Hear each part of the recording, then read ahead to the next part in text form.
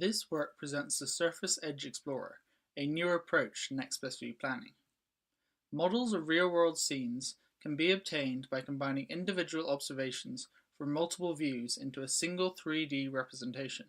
The quality of these models depends on how well the observations capture the scene.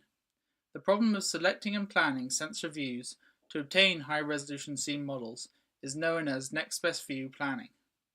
Existing next best view planning approaches often use either volumetric or surface representations. Volumetric representations discretize the scene into voxels. They typically do not scale to producing high-resolution models of large scenes.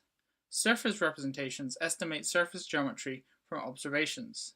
These often require tuning of unintuitive parameters or multiple survey stages. The Surface Edge Explorer, or SEE, is a scene model-free approach to next best view planning that uses a density representation. This representation uses a given resolution and measurement density to define a frontier between fully observed and partially observed surfaces.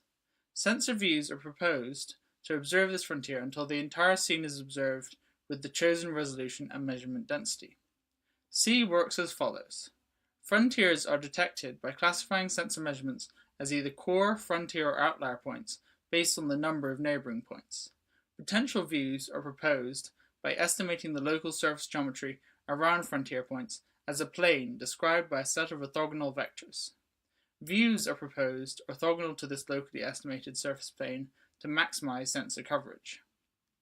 The next best view is selected from these proposals to reduce the distance traveled by the sensor. Views that do not expand frontiers on discontinuous or highly non-planar surfaces can be adjusted. SEE continues to select next best views until there are no more frontier points remaining. SEE was evaluated in comparison with publicly available implementations of state-of-the-art volumetric approaches. We plan to include comparisons with surface-based approaches in future work. Experiments were performed in a simulation environment using a noisy depth sensor. Results show that SEE can observe scenes with greater surface coverage and in lower computational time. This video shows a time-synchronized comparison of SEE and the average entropy, or AE approach, running on a model of the Radcliffe camera in Oxford. AE was presented by Kriegel et al. In 2015, and the implementation used was published by Isler et al. In 2016. You can see that SEE completes observation of the model in less time than AE, while also obtaining higher surface coverage, although it does travel a further distance to do so. Thank you for listening.